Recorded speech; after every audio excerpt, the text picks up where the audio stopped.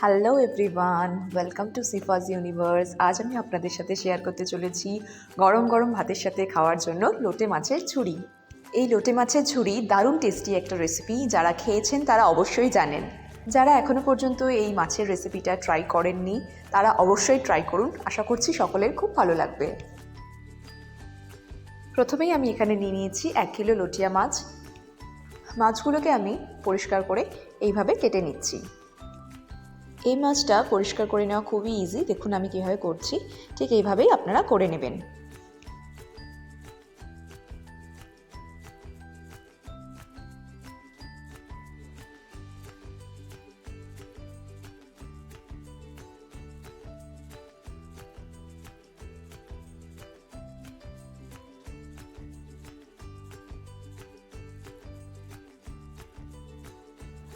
সমস্ত মাছগুলো আমি এইভাবেই পরিষ্কার করে কেটে নেব। এখন একটা কড়াতে আমি নিয়ে নিচ্ছি 4 to 5 টেবিল স্পুনের মতন সর্ষের তেল। এই মাছটা একটু তেল মশলাটা বেশি লাগে। তেল মশলাটা যদি আমরা কম দিই তাহলে রান্নার টেস্টটা খুব একটা ভালো হয় না। তেলটা আমার এখানে খুব ভালোভাবে গরম হয়ে গেছে। এখন আমি এখানে অ্যাড করে নিচ্ছি ক্রাশ করে নেওয়া 4 টেবিল স্পুনের মতন রসুন। এই রান্নাটায় রসুন বাটাটা না দিয়ে আমি এখানে ক্রাশ করে নেওয়া রসুনটাই দিচ্ছি, এতে রান্নার টেস্টটা খুবই ভালো হয়। রসুনটা 2 মিনিটের মতন কড়াতে নেড়ে নিয়ে আমি এখানে দিয়ে দিচ্ছি একটা বড় সাইজের পেঁয়াজ। পেঁয়াজ আর রসুনটাকে একসাথে আমি আরও 2 মিনিটের মতন কড়াতে নাড়িয়ে নিচ্ছি।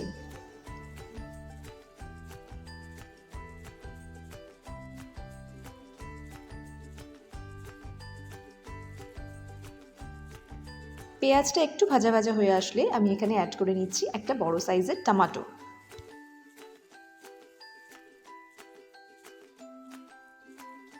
টমেটোটা দেওয়ার পর আরও কিছুক্ষণ নেড়ে নিয়ে আমি এখানে দিয়ে দেবো স্বাদ অনুযায়ী সামান্য পরিমাণে নুন, যাতে টমেটোটা ভালো করে নরম হয়ে যায়।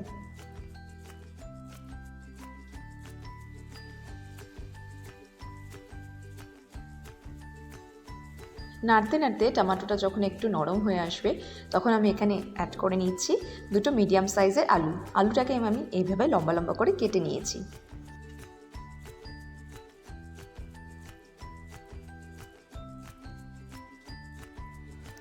আলুটা দেওয়ার পর আরও 5 মিনিটের মতন আমি এগুলোকে মিডিয়াম ফ্লেমে একটু ভালো করে নেড়ে নিচ্ছি। এরপর এখানে আমি অ্যাড করে নিচ্ছি 3 টেবিল স্পুনের মতন আদা এবং কাঁচা লঙ্কা বাটা। প্রায় 1 ইঞ্চি মতন আদার সাথে আমি এখানে 5 থেকে 6টার মতন কাঁচা লঙ্কা একসাথে বেটে নিয়েছিলাম। আদা এবং কাঁচা লঙ্কা দেওয়ার পর আমি এখানে কিছু গুঁড়ো মশলা অ্যাড করে নিচ্ছি। প্রথমেই দিয়ে দিচ্ছি স্বাদ অনুযায়ী নুন, দিয়ে দিচ্ছি 1/2 টেবিল স্পুন হলুদ গুঁড়ো আর 2 টেবিল স্পুনের মতন লাল লঙ্কার গুঁড়ো।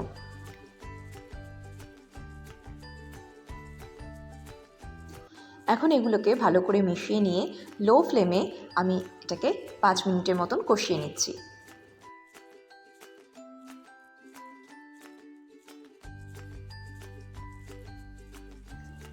পাঁচ মিনিট হয়ে গেছে। এখন আমি এখানে অ্যাড করে নিচ্ছি কেটে রাখা মাছগুলো।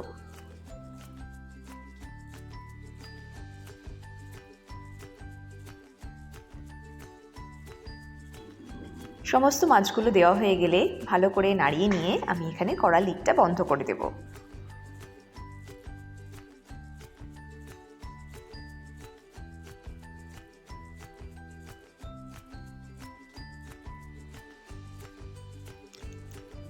এই লটিয়া মাছটা সিদ্ধ হওয়ার কোনো ব্যাপারই নেই, এটা খুবই নরম একটা মাছ। যেহেতু আমি আলুগুলো দিয়েছি তাই প্রপারলি আলুগুলোকে সিদ্ধ করার জন্য আমি একটু ঢেকে নিয়েছিলাম।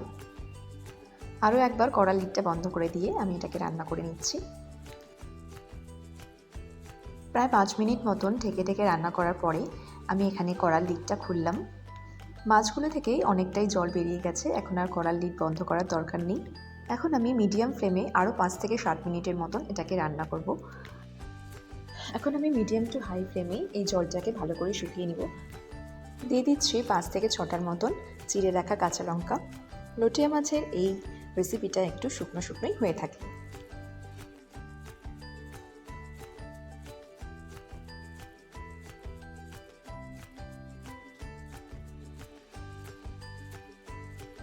লটিয়া মাছের ঝুড়ি আমাদের প্রায় এখানে কমপ্লিট হয়ে গেছে। আমি এখানে দিয়ে দিচ্ছি কিছু কুচানো ধনেপাতা। লোটে মাছের এই রেসিপিটা আমার সমস্ত প্রিয় রেসিপির মধ্যে একটা। আপনাদের কেমন লাগে অবশ্যই আমাকে কমেন্ট করে জানাবেন। খুব বেশি শুকনো শুকনো এটা আপনারা করবেন না, এরকম একটা কনসিস্টেন্সি থাকতে থাকতেই আপনারা গ্যাসের ফ্লেমটা অফ করে দেবেন। ফাইনালি সুপার টেস্টি লোটিয়া মাছের ঝুড়ি আমাদের একদম রেডি হয়ে গেছে। এখন আমি গ্যাসের ফ্লেমটা অফ করে দিয়ে কিছুক্ষণ রেস্টিং টাইমে রেখে তারপর এটাকে সার্ভ করে নেব। যারা এখনও এই লোটিয়া মাছের ঝুড়ি বাড়িতে বানাননি অবশ্যই বানান, সবাই খেয়ে আশা করছি ভীষণই মুগ্ধ হবে।